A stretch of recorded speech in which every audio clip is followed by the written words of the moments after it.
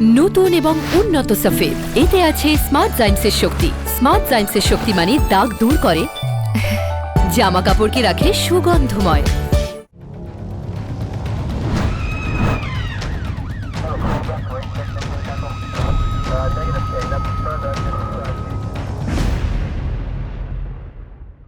Case ডায়েরিতে আমাদের বহু অতিথি এসছেন, বিভিন্ন রকমের। তাদের জীবনের অনেক কথা বলেছেন যা আজ পর্যন্ত তারা কোথাও এর আগে বলেননি। আজ এমন একজন অতিথি, এমন একজন পুলিশ অফিসার, যিনি এমন একটা গোপন কাজ করেছেন বা করেছিলেন যাতে পুলিশের হাত থেকে বাঁচতে তাকেই আত্মগোপন করতে হয়। কলকাতা পুলিশ থেকে সদ্য অবসর নেওয়া ডিসি গৌতম দাস আজ আমাদের কেস ডায়েরির অতিথি। নমস্কার। তো পুলিশের চাকরিটা কি, সেটা কি প্রয়োজনের কারণে? আপনার কি ছিল? প্রয়োজন তো একটা আছেই, প্রয়োজনের থেকেও বেশি ছিল একটা প্যাশন। যখন দেখতাম রাস্তায় সার্জেন্টদের, মানে ঠিক তুমি এখন রাস্তায় যে সার্জেন্ট দেখো তখন তো এরকম ছিল না, দেখেছো তো আগে, তুমি অনেকদিনই করছো, মানে লম্বা চওড়া 6 ফিটের ওপর লম্বা, মানে সুঠাম, এবং ওই ঝকঝকে ইউনিফর্ম। বলতে খুব খারাপ লাগছে এখন, কিন্তু ইউনিফর্মটা কিছু ওই লাল ঝকঝকে বুলেট, কোমরে রিভলভার, ডান গোঁজা, এটা দেখে না মানে মনে হতো এরাই বুঝি রিয়াল হিরো। এবং তখন মনে হতো যদি চাকরি করি সার্জেন্টের চাকরি করব। চাকরিতে জয়েন করার পর কি কি কাজ শুরু হলো? কি কাজ করলে? চাকরিতে ফার্স্ট পোস্টিং হলো ট্রাফিকে। আচ্ছা। এবং ট্রাফিকে 3টে গার্ডে কাজ করেছি, তারপরে ওয়্যারলেসে ছিলাম। ইনফ্যাক্ট কলকাতা পুলিশের মোস্ট অফ অল যে কটা আছে সব কটাতেই আমি যে ছিলাম। কটা ট্রাফিকের এবং অন্যান্য ট্রাফিক, ওয়্যারলেস, আরএফ মানে রিজার্ভ ফোর্স, সেখানে হাইকোর্টেও ছিলাম কিছুদিন। তারপরে রিভার ট্রাফিকের সেকেন্ড অফিসার ছিলাম। ডিভিশনে কাজ করেছি, পোর্ট ডিভিশনে 2টো থানায় কাজ করেছি, সাউথ পোর্ট, ওয়েস্ট পোর্ট। এবার এছাড়া সেন্ট্রাল ডিভিশনে কাজ করেছি, সেন্ট্রাল ডিভিশনে জোড়াসাঁকোয় কাজ করেছি। মোটামুটি এরপরে আমি 1987 সালে ঢুকি সার্জেন্টে, তারপর ট্রেনিং সার্জেন্ট ছিলাম, প্র্যাকটিক্যাল ট্রেনিং এক বছর করে। তারপরে পার্মানেন্ট হওয়ার পরে আমি 2008-এ প্রমোশন পাই ইন্সপেক্টরশিপে। এবং প্রমোশন পাওয়ার পরে 2008-এ তখন সদ্য এসটিএফ ফর্ম করেছে। তখন তো জ্বলন্ত পশ্চিমবঙ্গ, মাওয়িস্টরা মানে একদম যাতা অবস্থা। পরে আসছে। আচ্ছা, ঠিক আছে। তার আগে আমি জিজ্ঞাসা করি, এই যে সার্জেন্ট হিসেবে জয়েন করা এবং জয়েন করার পরে যে এই যে চাকরি বিভিন্ন জায়গায় বলছিলেন যে সর্বত্র জায়গায় চাকরি, মানে সব কলকাতা পুলিশের বিভিন্ন ডিভিশনে বা বিভিন্ন জায়গায় চাকরি করেছেন, সেই চাকরির এক্সপিরিয়েন্স কি? চাকরি তখন তো আমরা যখন চাকরি করতাম, পুলিশ না এইভাবে এত ম্যান হ্যান্ডেলড হওয়া বা এই সব ঘটনাগুলো এখন যে কাগজে দেখি বা এতে দেখি, সংবাদ মাধ্যমগুলোতে দেখি, এগুলো খুব খুবই খারাপ লাগে। মানে নিজেই চাকরিটা করতাম বলে খুবই মানে দুঃখ লাগে যখন দেখি কোনো পুলিশ অফিসার ম্যান হ্যান্ডেলড হচ্ছে। আমাদের সময়ও আনরেস্ট ছিল, কিন্তু তখন ব্যাপারটা এতটা আউট অফ কন্ট্রোল হয়নি। এর অনেকগুলো কারণ আছে। মানে মেন কারণ যেটা, সেটাও এখন এই যে মানে মিডিয়া মানে এখন তো প্রত্যেকের হাতেই একটা করে মোবাইল ফোন আছে, এবং মোবাইল ফোনগুলোকে ভিডিও করা যায়, এবং সেই ভিডিওগুলো করে সেটাই একটা সংবাদের মাধ্যম হয়ে যাচ্ছে, যার ফলে মানে পুলিশকেও অনেক রেস্ট্রিক্টেড থাকতে হয় ফার্স্ট। আর দ্বিতীয় কথা হচ্ছে এই যে পুলিশের এগেনস্টে লোককে খেপিয়ে দেওয়া, যারা অ্যাকচুয়ালি এই যে গণতন্ত্রের সুবিধাগুলো নেয়, তারা পুলিশকে তো একটা মানে আবর্জনার বস্তুর মতো ব্যবহার করে, যার ফলে সমস্ত ক্ষোভটা পুলিশের ওপর গিয়ে পড়ে। এটা আজ থেকে না, এটা বহুদিন আগে থেকে। ভারতবর্ষ দীর্ঘদিন পরাধীন ছিল ইংরেজদের হাতে, তখন ইংরেজ পুলিশ অত্যাচার করতো আমাদের দেশের মানুষদের ওপর। তার পরবর্তীকালে আমাদের এই যে বামপন্থী আন্দোলনগুলো পশ্চিমবঙ্গে একের পর এক হয়েছে, তখন এরা কিন্তু পুলিশ যেহেতু প্রতিভূ ছিল আমাদের সরকারের, সেহেতু সরকারের কাজগুলো পুলিশকে করতে হয়, উল্টে পুলিশের বিরুদ্ধে খেপানো হচ্ছে, ফলে সব মিলিয়ে পুলিশের উপর একটা ক্ষোভ তৈরি হয় সাধারণ মানুষের, বা কখনো কখনো ইচ্ছাকৃতভাবে পুলিশকেই ম্যান হ্যান্ডেল করা হয়। এবার এই যে চাকরিগুলো করছিলেন, এই চাকরিগুলো করতে গিয়ে আপনাদের সেই সময় তো সার্জেন্টদের পোস্টিং রাইটার্সও থাকে, হ্যাঁ, বা অন্যান্য জায়গায় থাকতো। ভিভিআইপিদের দেখেছেন? কার পাইলটিং বা এই সমস্ত কাজ? ভিভিআইপি তো করেইছি। মানে পাইলটিং করতে গেলে ধরুন আমি যেটা বলছি, শঙ্কর রায়চৌধুরী যখন জেনারেল হয়ে আসলেন, তখন আমি অ্যাটাচড পাইলট ছিলাম, এবং উনি যেদিন চলে যাচ্ছেন, এখানে 3 দিন ছিলেন, ফার্স্ট জেনারেল হয়ে আসার পরে 3 দিন যখন মানে যাচ্ছেন এয়ারপোর্টে, ওনাকে পৌঁছে দেওয়ার পরে একটা নির্দিষ্ট টাইম ছিল এবং সেই টাইমে পৌঁছে দেওয়ার পর উনি খুব প্লিজড হয়ে আমার কাঁধে হাত রেখে মানে ছবি তুলেছিলেন। এবং যে সময় ছবি তুলেছিলেন সেই সময় উনি জেনারেল, মানে ইউনিফর্ম পরা একটা সর্বোচ্চ আধিকারিক ভারতবর্ষের মধ্যে, আর আমি তখন জুনিয়র সার্জেন্ট। এবং আমার বাঁ পাশে ডান পাশে যে যে যে সেখানে জিওসি ইস্টার্ন কমান্ড থেকে শুরু করে chief of Naval staff, chief of air force, মানে একটা সাংঘাতিক একটা শিহরণ জাগানোর অনুভূতি যে জেনারেল আমার কাঁধে হাত দিয়ে ফটো তুলছেন। এই যেমন জেনারেল শঙ্কর রায়চৌধুরী আপনি করলেন পাইলটিং, অ্যাটাচড পাইলট, এইরকম পাইলটিং আর কার কার করতে হয়েছে? এরকম অনেকেরই পাইলটিং করেছি। মানে বিনয় চৌধুরীর, আমি ফিক্সড পাইলট কারো ছিলাম না, মেনলি ট্রাফিকে মেন কোর্স ট্রাফিকটাই করতাম, সার্জেন্ট হিসাবে গার্ডে কাজ করেছি। এবং বিনয় চৌধুরী যখন জ্যোতিবাবু এতে যেতেন, মানে লন্ডন যেতেন বা বাইরে কোথাও যেতেন, বিনয় চৌধুরী চার্জে থাকতেন। আচ্ছা, এবং বিনয় চৌধুরী পাইলটিং করেছি তখন, মানে অনেক দিনই আমাকে বিনয় চৌধুরী পাইলটিং দেওয়া বিনয় হতো। চৌধুরী বা এই ধরনের নেতারা পাইলট ইউজ করতেন, পাইলট গাড়ি, কার পাইলট, মানে তাদের হুটার বাজানো এই সমস্ত। বিনয় চৌধুরীর ব্যাপারটা মানে উনি একটা মানে অদ্ভুত ধরনের মানুষ। আচ্ছা, সত্যি কথা বলতে এরকমও হয়েছে, মানে ডোরবেল পুশ করেছি, উনি নিজেই পাজামা দড়ি বাঁধতে বাঁধতে দরজা খুলে দিয়েছে, দিয়ে বলছে আপনি বসুন। এবং একদম মানে বিনয় তো বিনয়ের অবতার, মানে উনি মানে এতটা বিনয়ী ছিলেন তুমি কল্পনা করতে পারবে না। আমি বলছি, জানা বলে এক ড্রাইভার ছিল তখন, মেদিনীপুরে বাড়ি, ছোট ছোট ওনার ফিক্সড ড্রাইভার ছিল, জানা আসতো পুলকার থেকে। এবং বিনয় চৌধুরী ওনার মিসেসকে সঙ্গে নিয়ে আসছেন, শ্রাবণী আবাসনে উনি তখন থাকতেন, শ্রাবণী থেকে। আর ওনার ছেলে তখন থাকতো হাটকোতে, যে হাউজিং, মানে গভর্নমেন্ট হাউজিং যেখানে আগে উনি ওখানে থাকতেন। তো ওনার মিসেস নেমে ছেলের কাছে যাবে, জানার জাস্ট হাটকো ক্রসিংয়ের ওখানে ওনাকে নামিয়ে দিল মিসেসকে, দিয়ে বললো মাসিমা রাস্তা ক্রস করে চলে যান, ওখানে গাড়ি নিয়ে যাওয়া ওখানে অনেক অসুবিধা হবে। বিনয়বাবু বললেন হ্যাঁ হ্যাঁ যাও, চলে যাও। উনি রাস্তা ক্রস করে একা চলে গেলেন। তো এই যে আজকের দিনে এটা ভাবতে পারো তুমি, আজকের দিনে না সত্যি তাই। একটা কাউন্সিলরের সঙ্গে এটা করার সাহস পাবে? তুই বিনয় চৌধুরী ছেড়ে দাও, যিনি চিফ মিনিস্টারের চার্জে থাকে, তুই ছেড়ে দাও, কাউন্সিলরের সঙ্গে পারবে না। তো এই সমস্ত কাজ করতে করে তারপরে এলো হচ্ছে 2007 STF, 2008-এ তৈরি হলো STF। এর আগে না থানাতেও ছিলাম। আচ্ছা, থানাতে কি এক্সপিরিয়েন্স? থানাতে আমি 3টে থানায় ছিলাম, সাউথ ফোর্টে ছিলাম, ওয়েস্ট ফোর্টে ছিলাম, রিভার ট্রাফিকে ছিলাম, এছাড়াও তোমার এতে ছিলাম জোড়াসাঁকোয়। থানার এক্সপিরিয়েন্স, থানাটাকে ভীষণ ভালোভাবে কাজ করেছি। এবং তখন মানে এই যে পোর্ট এরিয়ার কথা বলি, BISN কোয়ার্টার আছে একটা, মানে ভূতঘাট যেটাকে বলে, BISN British India shipping navigation, BISN এটা অনেক পুরনো ব্রিটিশদের আমলে তৈরি।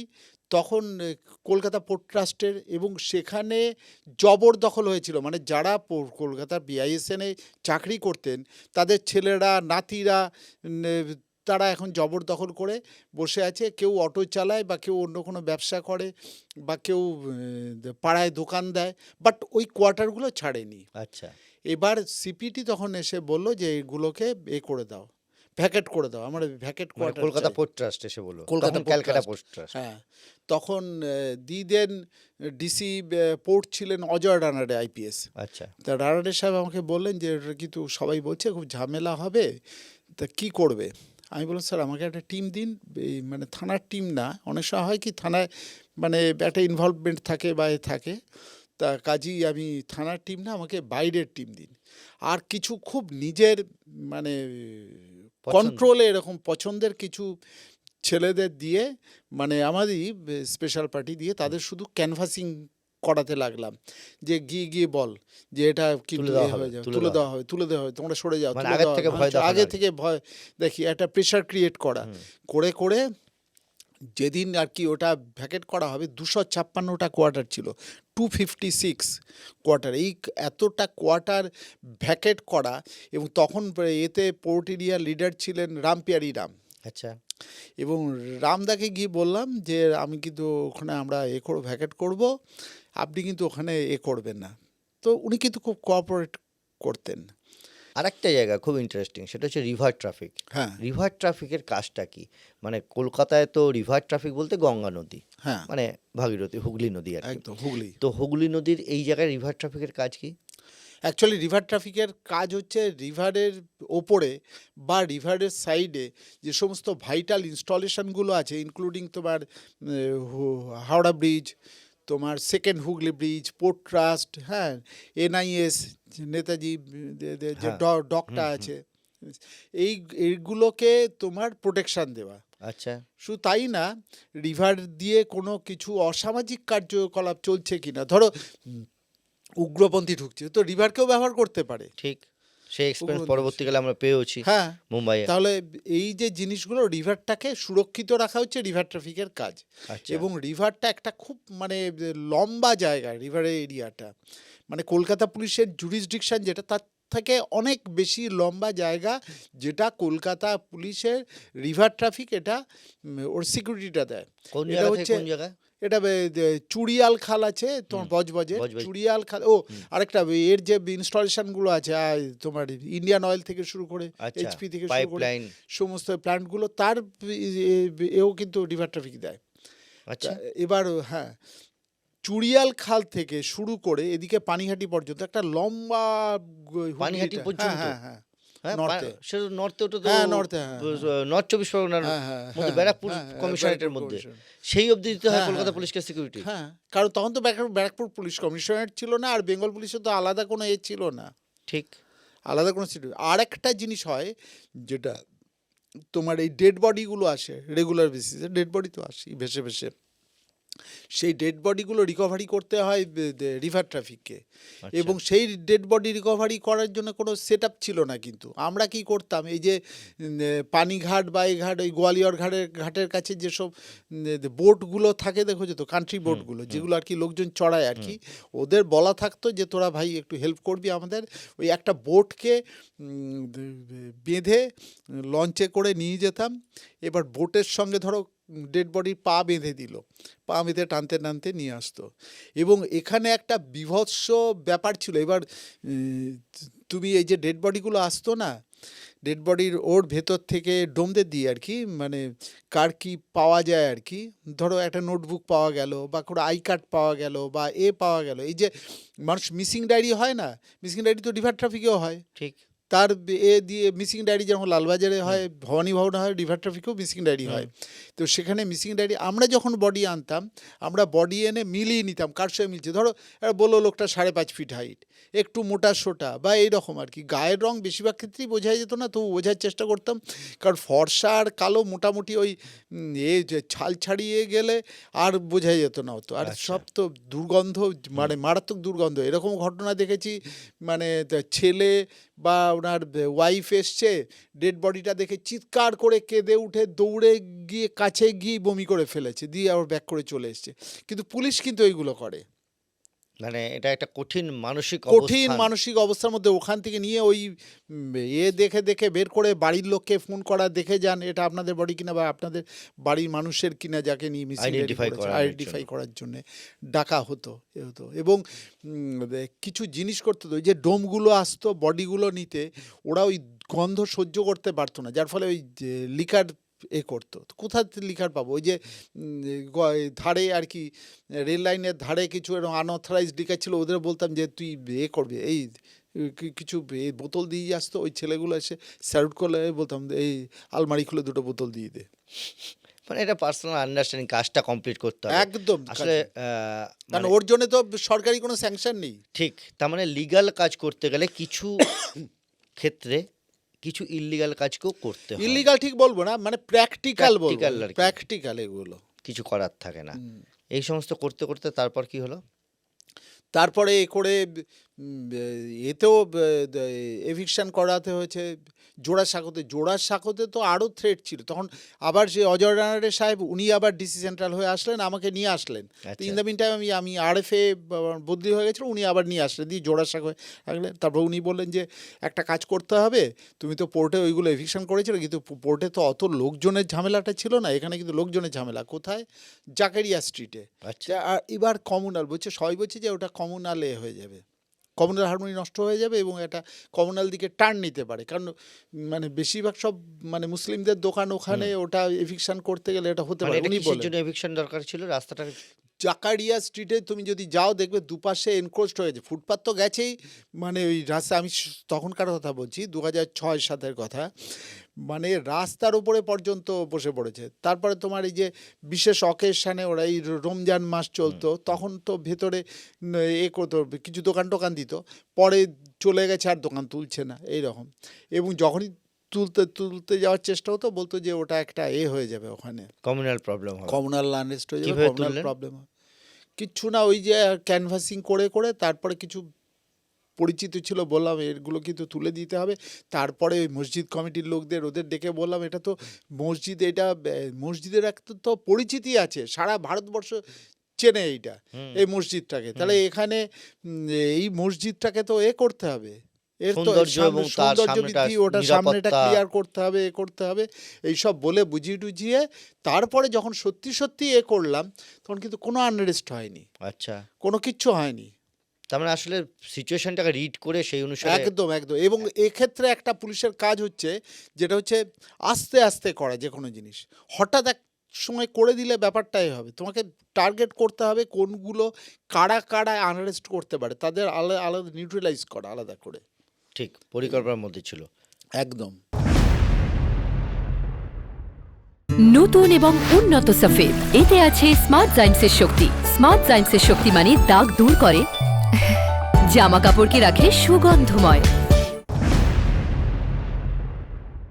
এই এনআই ক্যাডার থেকে সার্জেন্ট, পাইলটিং, বিভিন্ন জায়গায় গিয়ে এই ধরনের কাজকর্ম করতে করতে হঠাৎ এসটিএফ কি করে? এসটিএফ তখন 2008, মানে 2006-07, মানে সারা পশ্চিমবঙ্গে আগুন জ্বলার মতো অবস্থা, মাওবাদীরা যাচ্ছে তাই অবস্থা করছে। হ্যাঁ, তখন মানে লোকের কাছে আতঙ্ক অনেক, মানে হয়ে গেল, থানা পুড়ছে, অনেক মার্ডার হয়ে গেল, অনেকে হয়ে গেল, বুদ্ধবাবুর কনভয়ের উপর অ্যাটাক করলো। সেটা 2008-এ। হ্যাঁ, ঘটনাগুলো বলছি পরপর আসছে আর কি। এবার 2008-এ তখন এসটিএফ ফর্ম করা হয়েছিল, মানে স্পেশাল টাস্ক ফোর্স। কলকাতা পুলিশের স্পেশাল টাস্ক ফোর্স। কলকাতা পুলিশের স্পেশাল টাস্ক ফোর্স, বাট এই স্পেশাল টাস্ক ফোর্সটা অল ওভার ওয়েস্ট বেঙ্গল মানে হতো কাজ এবং করতো। কাজ করতো। এবং তার মানে সুযোগ্য নেতৃত্বে ছিলেন রাজীব কুমার আইপিএস, উনি চার্জে ছিলেন, এবং উনি ব্যক্তিগতভাবে সব ডেকেছিলেন। এবং যাদের মানে নূতন ইন্সপেক্টর হয়েছে মেনলি আমাদের এবং আমাদের আগের ব্যাচ, এরকম ব্যাচ মিলিয়ে ডেকেছিলেন, তখন আমাকে ডেকেছিলেন। আচ্ছা, এবং মানে personally আই উনি কি- ক্যাডার এবং পার্সোনালি উনি জানতেন আপনাকে? না, তাহলে কিভাবে ডাকলেন? উনি যাতে মানে উনি কার কাছ থেকে জেনেছেন? জেনেছেন, কেউ দিয়ে করেছিল, রেফার করেছিলেন। আচ্ছা, এবং ডাকলেন। এক্ষেত্রে উনি যখন ডাকলেন, ইন্টারভিউ হয়েছিল এবং অনেকেই এসেছিল, আমি শুধু একা না, এরকম অনেকেই আসলো। তার মধ্যে ইন্টারভিউ কে নিলেন? ইন্টারভিউ উনি ছিলেন, আর সুব্রত নারায়ণ সরকার আইপিএস, আচ্ছা, ওরা ওনারা দুজন ইন্টারভিউ নিলেন। এবং সেই ইন্টারভিউতে কিরকম প্রশ্ন করা হলো বা কি করা হলো?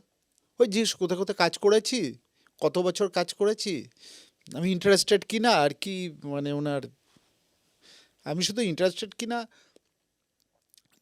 জিজ্ঞেস করার পরে আমি শুধু বলেছিলাম, হ্যাঁ স্যার আপনার আন্ডারে হলে কাজ করব। কারণ ওনার তো এই খাদিম কাণ্ড থেকে শুরু করে বিভিন্ন, তো তখন ওই রাজীব কুমারের নাম বারবার দেখাচ্ছে, এতে দেখতাম, আমার তো মনে হতো একটা মানে এরকম একটা অদ্ভুত গোয়েন্দা, যদি কোনোদিন পারি ওনার আন্ডারে কাজ করব। আচ্ছা, তো সেই হিসেবে সঙ্গে সঙ্গে সেই- রাজি হয়ে গেলেন। হ্যাঁ, এবং তো যখন হলো সংশয় না, উনি শুনলেন জাস্ট, কিন্তু যখন নেওয়া হলো তখন দেখলাম আমিও সিলেক্টেড। আচ্ছা, ফাইন। তারপর কাজ কি কি শুরু হলো? প্রথম কিছুদিন এসটিএফে রাজীব কুমার সাহেব ছিলেন আর আমি ছিলাম, আর কেউ তখনও জয়েন করেনি, কারণ না আছে অফিস না কিছু। তারপর একটা ঘরকে সিলেক্ট করা হলো, ওই ঘরটা অফিস হবে। আর তখন যে যার নিজের জায়গায় ছিল, আর আমি সদ্য ইন্সপেক্টর হয়েছি, 1 মাসও হয়নি, আমি জয়েন করে গেছি। জয়েন করে দেখলাম আমি একা, আমি গেলাম, প্রথম দিন ইউনিফর্ম পরেছিলাম, উনি বললেন যে ইউনিফর্ম পরে আসবেন না, সিভিলে আসবেন। গেলাম, তারপরে বললেন সবাইকে জয়েন করান। এবার সব যে যার সেটেলড, কেউ আসছে না, সবাই দেখে নিচ্ছে আর কি। হ্যাঁ, Situation read করছে আর কি। ওয়েট করছে। তারপর আমি একা আসা যাওয়া করি। তারপরে এই রকম উনি প্রথম দিন একটা ফাইল ধরালেন, FBI এর ফাইল। আচ্ছা, FBI মানে একটা কোডে কিছু লেখা ছিল, যে আমেরিকান সেন্টার উড়িয়ে দেওয়া হবে, এটা ছিল। তারপর কিছু কোড ছিল, আমাকে বললেন এটা এ করে দেখুন তো। তখন আপনি বলতেন পড়তে। দেখলাম, কিছু বুঝলাম না, এবং ওটা টোটালি আনসলভ থেকে গেল, কোনো সলিউশন নেই, কিছুই জানলাম না, কী বুঝবো। মানে ইনফ্যাক্ট যখন STF-এ জয়েন করেছি তার আগে তো আমি তো ওপেন পুলিশিং যেটা করেছি, পুলিশের এই ব্যাপারটাই জানতাম না।